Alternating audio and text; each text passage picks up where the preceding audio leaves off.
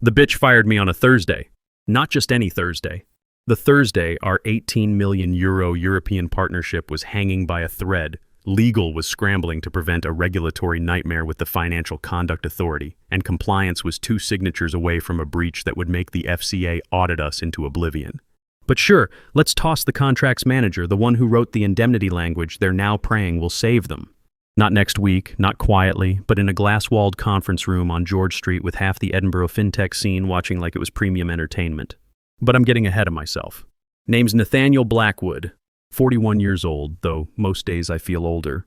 Friends call me Nate, though after what happened, I'm not sure how many friends I have left in the business. I've spent more time with contract clauses than most people spend with their families, and frankly, the clauses have been more reliable. Back then, they called me the clause architect. Some said it with respect, others with an eye roll like I was the IT guy of legal, always there, always invisible, always somehow keeping the infrastructure from collapsing. My official title was Senior Contracts Manager, 13 years deep, at a fintech firm that looked like it was built on venture capital and ambition, but actually ran on bulletproof clauses and my obsessive attention to regulatory compliance. I didn't make noise. I made watertight agreements. I didn't play table tennis in the break room or network at innovation summits. I lived in the subsections and schedules. While other people flirted with regulatory disaster, I was over here threading liability needles like I was performing brain surgery. I loved it. No, really, I loved it. Give me a red pen, a 40-page draft from business development, and a cup of proper Scottish breakfast tea. I was happier than a Highland Terrier in a rabbit warren. And yeah, before we go deeper, if you've made it this far and you're one of the 90% of folks who listen to stories like this while checking Teams notifications or making dinner, go ahead and hit that subscribe button and toss us a like. Not for me, I've got my legal settlement sorted. But the team behind this, they rid every click like it's oxygen. Helps keep the stories coming. And trust me, you'll want to hear the rest of this one. Anyway, at work, I was the Navy blazer in a room full of startup hoodies. Never flashy, never chaotic, just there. Dependable. I kept legal compliant, contracts bulletproof, and liability manageable. 3 things no one in our open plan office appreciated until everything started to burn. Victoria sure didn't. Victoria Ashford, the new COO. Waltzed in like she'd won the company in a tech accelerator pitch competition. She had that Silicon Valley swagger transplanted to Edinburgh, always speaking in startup acronyms, always circling back and parking issues until someone else solved them. And she despised legacy staff. You could see it in the way she'd say institutional knowledge like it was a terminal illness. I was legacy. That made me a problem. Not in the direct confrontation sense, but in the I know what you're doing and why it'll explode spectacularly kind of way. Victoria didn't want guardrails. She wanted yes men. She wanted to sign partnerships fast, flip vendor relationships like trading cards, and get quoted in TechCrunch before the 3rd quarter. Me? I wanted to read the bloody vendor clause that waived our rights to sue in case of IP theft. Call me old-fashioned. Before Victoria showed up, life was oddly peaceful. I'd start my day with a proper mug of Edinburgh roasted coffee and a spreadsheet of pending contracts. I liked the solitude of it, how every clause was a chess problem. Every deal a minefield I could diffuse with the right indemnity language.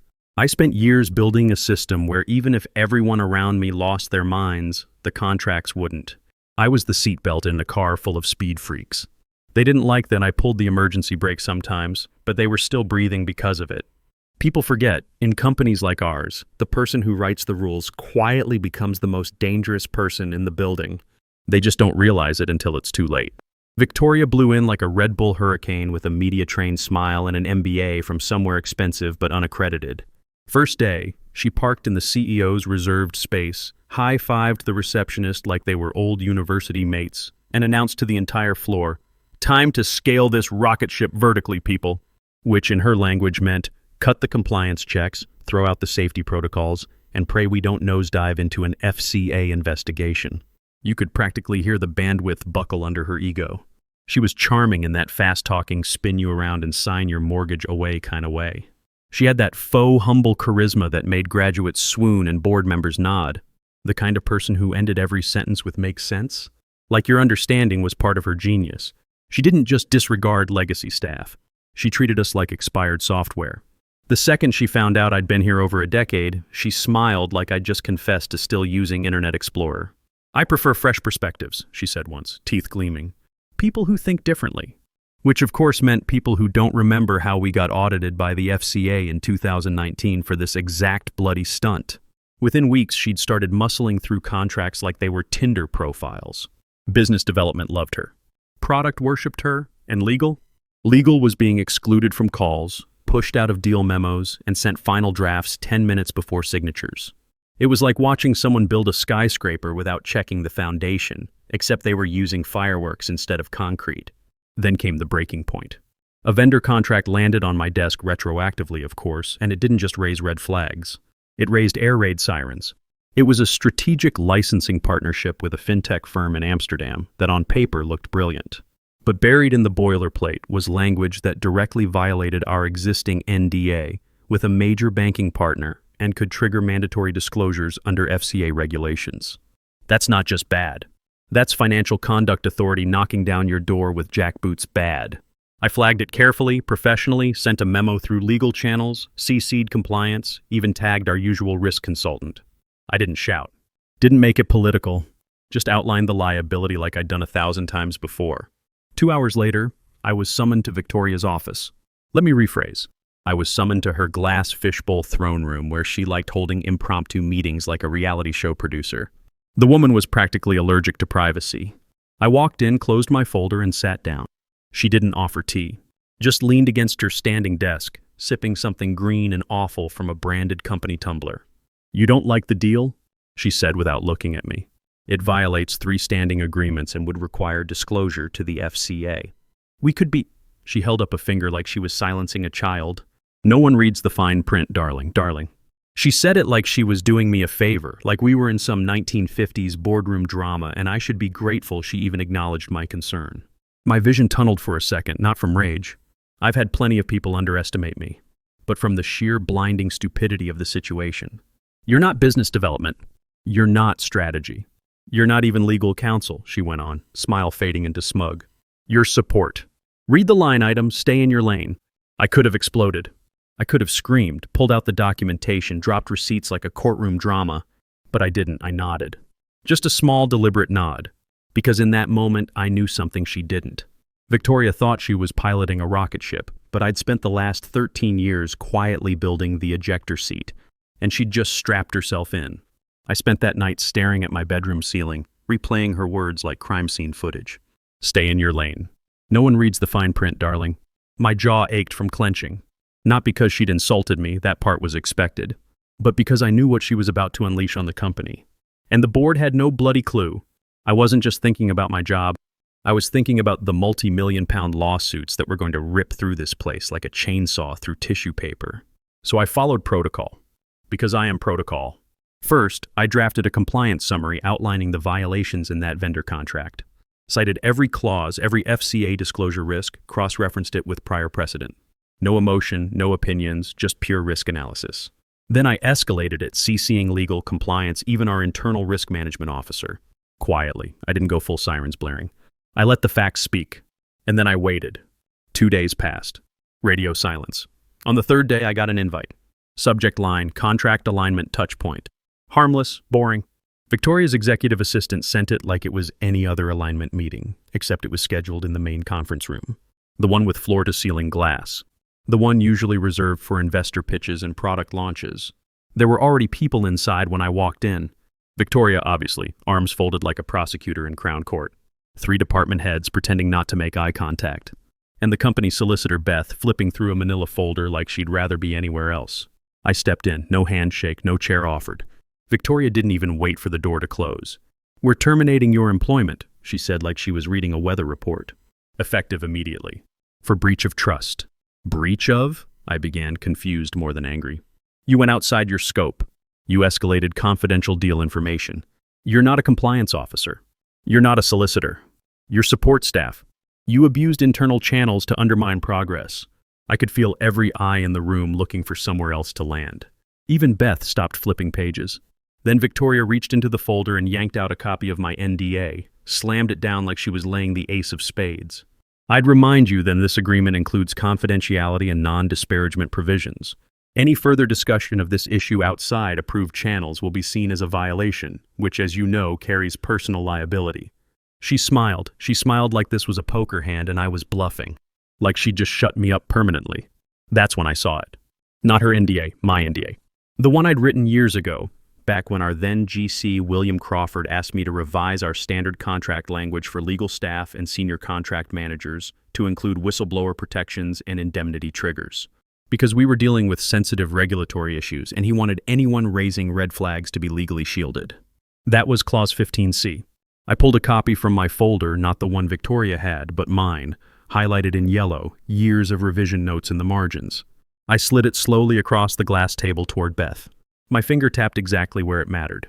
Clause 15C, indemnity provision. In the event of termination coinciding with documented regulatory concern or protected compliance escalation, the company agrees to assume full legal liability and defense costs related to said termination. In perpetuity, no cap. Beth froze. You could see the moment it clicked. Her face went the color of skimmed milk. Victoria didn't understand. Not yet, so I turned to her, calm as Sunday service, and said, I didn't breach trust. I followed protocol. And now you've breached indemnity. She looked at Beth. Beth closed the folder like it was radioactive. I didn't argue. I didn't cry. I didn't even ask for a box. I just walked out, one foot in front of the other, as the solicitor sat there with a document in her lap that now read like a legal grenade with the pin pulled. And Victoria? She still thought she'd won. I didn't slam doors. I didn't cry in the lift. I didn't pull a Jerry Maguire and shout about principles in front of the coffee machine. I walked out like I was going for lunch. Calm as a funeral director. There's a power in silence that loud people never understand.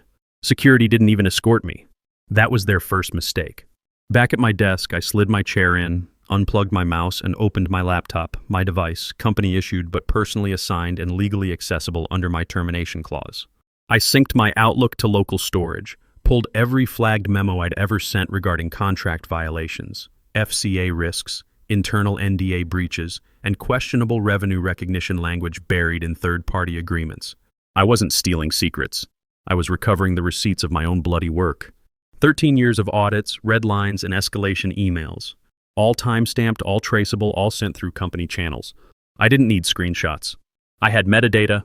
Then I shut the lid, walked out, and gave my badge to the security guard with a smile that probably haunted him for weeks. By the time I got home to my flat in Leith, my inbox was already filling with pings from ex-colleagues. The whispers had started. Why did Victoria look so nervous when you left? Beth looked like she'd seen a ghost. Did you write that NDA clause? I didn't respond. Let them stew. Instead, I made proper tea, powered up my desktop, and spent the next 6 hours organizing my archive. I created folders: indemnity, ignored escalations, risk-flagged contracts, FCA violations suspected, and retaliation. I cross-referenced contract timestamps with email alerts. Every time I'd raised a concern about dodgy vendor clauses or misrepresented partnership structures, I linked it to the contract language Victoria had fast-tracked. It was like mapping a crime scene with highlighters. And the pattern was disgusting. Victoria hadn't just ignored warnings. She'd deleted people from email threads, bypassed legal, and shoved contracts through under fabricated urgency. We'll lose the deal. This is how scale-ups move. Don't be the bottleneck. But the worst part? Beth had seen it all. Maybe not every email, but enough. She'd been looped in. She'd signed off. Her initials were on files where the risk assessment section was conveniently blank. I wasn't just going up against a bad COO.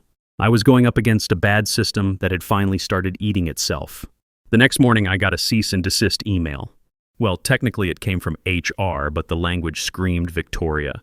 It said my behavior post-termination may constitute a violation of my NDA and demanded I cease any communication regarding internal company matters to outside parties.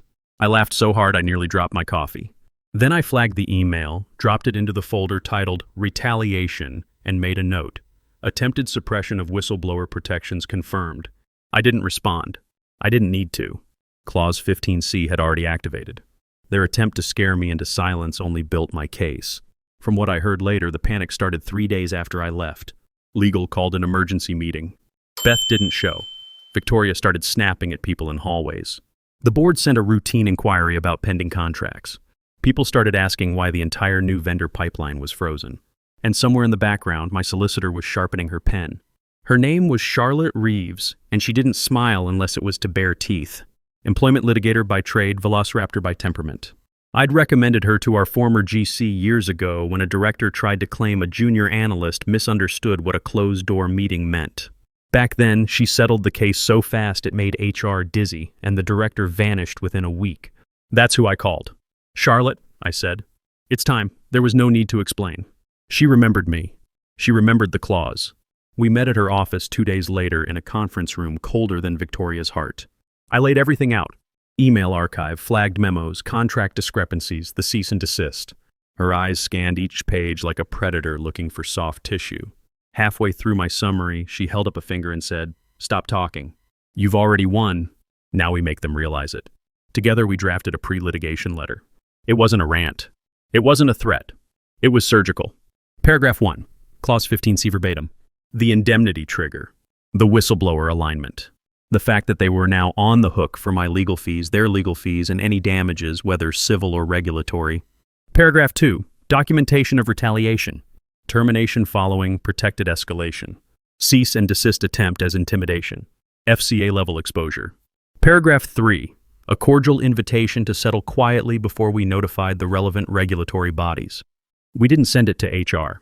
We didn't send it to Victoria. We sent it to outside counsel, the firm representing the board.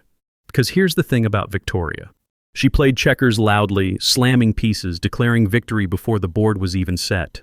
I played chess. And the queen had finally come off the back rank. But I didn't stop there. That same day, I made a personal call, a casual industry update, as we used to call it in legal circles. I rang up Alexandra Martinez, a regulatory auditor I'd worked with on a prior third-party review. Sharp, ethical, and just curious enough to be useful. "Hey Alex," I said. "Quick question. What's the threshold again for a company needing to self-report contract violations related to FCA-covered partnerships?" There was a pause. She knew what I was doing. "I'd check the compliance handbook," she said slowly. "And maybe if I were you, send me something informal. I'll decide if it warrants follow-up." I sent her a neatly collated PDF packet within the hour. No accusations, just observations. Footnotes, flags. Victoria, meanwhile, still hadn't flinched. From what I heard, she thought the cease and desist had scared me off. Told the product team I was emotionally unstable. Smirked in a strategy call when someone mentioned legal being overwhelmed. Said the board backed her vision. Then Charlotte's letter arrived on the desk of the board's legal representatives. It was like dropping a dead rat on a dinner plate. Within 48 hours, our old outside counsel, a heavy-hitting magic circle firm with an allergy to bad PR, reached out to Victoria. Not with questions. With silence, deliberate silence. The kind that fills a room like smoke before a fire alarm. Because the moment the board's solicitors confirmed Clause 15C was real and enforceable, and that all my communications were documented, traceable, and backed by regulatory precedent, Victoria became a liability. They didn't call me. They didn't need to. Charlotte got the message first. "We are reviewing the matter internally. Please refrain from formal escalation until we've had time to assess." Translation: We believe you. We are terrified. Please give us a moment to deal with our idiot problem. I didn't pop champagne. I didn't gloat.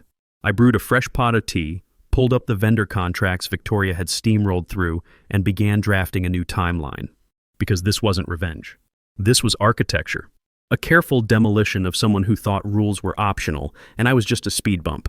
Empowerment doesn't come from shouting. It comes from silence so sharp it makes people bleed. They called it a closed strategic session, but everyone in that building knew what it really was. A panic meeting. No agenda, no minutes, no catered lunch, which for our board was like holding mass without wine. Just 7 grim-faced directors, outside counsel dialing in with voices like undertakers, and a stack of papers 2 inches thick labeled Risk Profile Immediate Exposure. Victoria wasn't invited. That alone set off alarm bells across the company. She found out when her badge wouldn't open the executive floor, stormed down to legal like a child locked out of her own birthday party demanding answers. No one gave her any. Beth had retreated into convenient annual leave. HR was suddenly unavailable. Even her executive assistant called in sick. Upstairs, the storm was forming quietly. The solicitor began her presentation with a deep breath and no pleasantries. "We've received a pre-litigation notification from a former employee. The central issue is Clause 15C of his NDA. They all flipped to it. Most of them had never read that far. NDA clauses are usually fluff non-competes, confidentiality, boilerplate scare tactics. But Clause 15C wasn't fluff. It was a legal landmine buried under 10 years of compliance foresight. She read it aloud. "In the event of involuntary termination following a documented compliance-related escalation, The company shall indemnify the employee for all legal expenses incurred in defense and counteraction, inclusive of damages, with no financial cap, time limit, or exemption of liability. She paused. This clause was drafted internally by the former employee at the request of then GC William Crawford. It was reviewed by prior outside counsel and incorporated into 5 NDAs for specific staff considered mission-critical to compliance infrastructure. And then, because the gods have a sense of humor, she flipped the page. There's more. The employee has initiated communication with at least one regulatory body.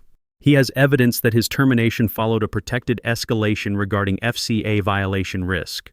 She let that hang, meaning if I sued, the company footed the bill, both mine and theirs. If I reported, the FCA might not knock. They might break the bloody door down.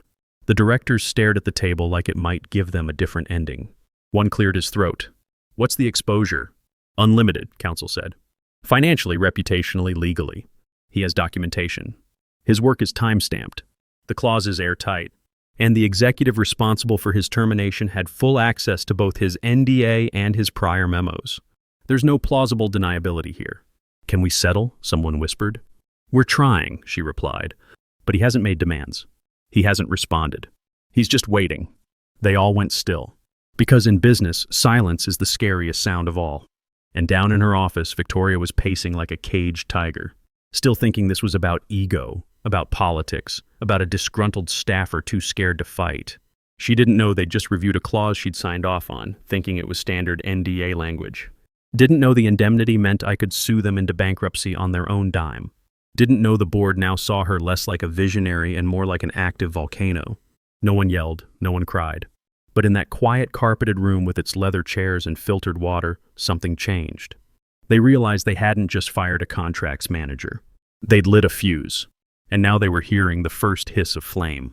It came in a cream envelope delivered by courier, like a wedding invitation from someone who hopes you forgot they stole your dog. A letter offering me a generous consulting severance package. 3 months' pay, assigned NDA, even promised to explore future collaboration opportunities if I'd just agree to move on quietly. They even had the gall to call it a gesture of goodwill. Charlotte read it over, chuckled once, and slid it back across the table like it was covered in bedbugs. They still don't get it, she said. This isn't a negotiation. It's a funeral. They just haven't picked the casket yet. I declined. No drama, no counteroffer, no angry reply. I simply ignored it. Instead, I compiled one final document, the memo. I took my original termination notice, highlighted the timeline of events, attached the flag contract, my escalation emails, the cease and desist, and Clause 15C. Then I added a cover sheet, submitted in good faith under federal and state compliance protections. For review, I didn't even sign my name at the bottom. I let the facts do the talking. Then I hit send. 1 email to the FCA, 1 to the Financial Ombudsman Service, and 1 to Alexandra, my auditor contact, who replied 2 hours later with, bloody hell. Buckle up. Back at the firm, silence gave way to chaos. Legal initiated a quiet but furious review of every contract Victoria had steamrolled through since her arrival. A compliance pulse check, they called it. An internal communications audit, they said. But behind the scenes, it was a full-on forensic audit. They reopened vendor agreements, subpoenaed Slack logs, and yanked business development into one-on-one interviews faster than you can say exposure risk. Word spread fast. New deal flow, frozen. Clients nervous. One of our biggest enterprise partners sent an email titled Re-Governance Concerns and copied half the C-suite. Another delayed a £7 million renewal pending clarity. Whispers turned into meetings. Meetings turned into phone calls. Phone calls turned into panicked back-channel texts between board members asking what the hell else Victoria had signed. Victoria herself was still putting on a show, smiling in Zooms, making half-baked jokes about red tape strangling innovation. But the glint in her eye was gone. She looked tired, smaller, like someone who'd finally realized the hole wasn't a pothole. It was a sinkhole. And me? I didn't show up. I didn't call anyone. I didn't post a LinkedIn essay about resilience or finding new beginnings. I just brewed tea, sat at my kitchen table, and watched the cracks spread. This wasn't rage. This wasn't revenge. This was what it feels like when the house you built starts pushing back. Because I wasn't the clause architect anymore. I was the consequence. It hit the wire on a Monday morning, perfect timing to destroy the week before it started. No beline, no direct quotes. just a surgical exposé published by an industry outlet known for burying companies in polite, devastating prose. Headline: COO fast-tracks risky contracts as legal retaliation ensues. The article read like it was written by someone with a direct line to my email archive, which of course it wasn't. I'd never spoken to a reporter. Didn't have to. The evidence had legs. Someone, somewhere in the regulatory ecosystem, maybe Alexandra, maybe someone in the compliance office, tired of covering for cowboys, had decided it was time for sunlight. The piece outlined everything with brutal elegance. A pattern of reckless vendor contracts signed without full legal review. An internal whistleblower raising red flags, then mysteriously terminated. A previously unseen indemnity clause triggering massive internal liability. Regulatory interest now formally engaged per unnamed sources. They didn't use my name. They didn't need to. Inside the office, panic bloomed like mold in a damp basement. Teams canceled meetings. Executives stopped replying to emails. Legal locked down internal document access for containment purposes. Business development went full mute. And then the domino fell. A respected compliance watchdog, one of those slow-moving, methodical groups whose opinion carries the weight of a high court ruling in the corporate world, issued a rare public bulletin. A dry, heavily footnoted case study titled Retaliation, Red Flags, and the Cost of Ignoring Internal Compliance. Page 2. This case sets a precedent for how termination following documented compliance escalation may trigger binding indemnity clauses and potential FCA exposure. There it was, in ink. In the public record. Not just validation canonization. Victoria made it 2 more days. The board issued a statement. Short, cold, lethal. Effective immediately, the chief operating officer has been suspended pending internal review. Her access was revoked within the hour. Door badge, company Slack, admin privileges gone. She showed up that morning wearing her usual smug blazer and was turned away by security like she was trying to crash a wedding. People said she screamed in the lobby. Others said she just stood there, dumbfounded, holding a paper coffee cup while the badge reader blinked red. Me, I was reading the bulletin over breakfast. No victory dance, no gloating. Because it was never about watching her fall. It was about making sure people like her couldn't climb again. After that article, I didn't need to speak. I didn't need to appear. I didn't need to exist. My name wasn't mentioned, but everyone knew. I'd become the story you whisper at conferences. The quiet clause you double-check before signing. The ghost in the machine who reminded them compliance isn't optional. It's a countdown. They say you can't hear a career die. That's a lie. You can hear it in the squeal of glass doors swinging open harder than necessary. In the sharp click of overpriced heels stomping across boardroom tiles. In the quiver of someone's voice when the confidence starts cracking and the room doesn't flinch. Victoria stormed into the boardroom like she was still in charge. Eyes bloodshot, blazer untucked in that tech bro I'm too busy to care way. Waving a printed copy of the leaked article like it was a smoking gun instead of her own gravestone. "This is bollocks," she barked. "You people are letting him destroy everything we built." Silence, no one looked up. The board sat in still formation, hands folded, eyes forward like churchgoers listening to a sermon they already knew the ending to. Outside counsel was present. So was the general counsel, seated at the end of the table like a high priest waiting to deliver last rites. Someone inside leaked this. Probably Bethel, maybe even that memo-obsessed wanker you all fired. I warned you he was poison. He's been plotting this for months. Still no one moved. Then the general counsel spoke, voice like ice sliding off a blade. "We're not here to discuss leaks. We're here to review exposure." He opened a folder. Thick, heavy, familiar. My NDA, the one Victoria had thrown at me like it was a sword. The one I'd written, clause by clause, line by line, years ago in a different office under a different GC to protect the company from itself. He slid the contract across the table toward Victoria. One hand, no rush. Open to clause 15C, highlighted. Here's the clause you invoked when you terminated him for breach of trust. Victoria leaned over it, eyes scanning like she was just now realizing it wasn't written in her language. "You didn't just fire him," the general counsel said, voice low and exact. "You gave him unlimited funding to destroy us. On our dime." Silence again. But this time it screamed. Victoria's face drained. You could see the exact second it registered. Clause 15C wasn't a footnote. It was a warhead. All those emails, all those memos, every ignored escalation, every cover-up, every deal she'd forced through like a toddler with a hammer, all of it, was now legally tied to an indemnity trigger with no cap. The board didn't need a debate. One of them simply said, "Let's vote." No discussion, just 5 hands raised. Then 6, then 7. Terminated for cause. Effective immediately. No severance, no vesting, no shield. The general counsel nodded toward security, already waiting outside. Victoria tried to speak, but no one cared. The door shut behind her with a soft hiss that sounded a hell of a lot like justice. I didn't find out from the press, or a friend, or a board leak. I found out from Charlotte. She emailed me a single screenshot. The board's internal vote tally, black and white, time-stamped and signed. No greeting, no commentary. Just the subject line, Clause 15C, delivered. I stared at it for a long time. Not smiling, not crying. Just still, because this wasn't about revenge. It wasn't even about justice. It was about writing a clause so precise, so quiet, and so deadly that it sat in the background like a coiled viper until someone foolish enough stepped on it. And now that viper had teeth. And a body count.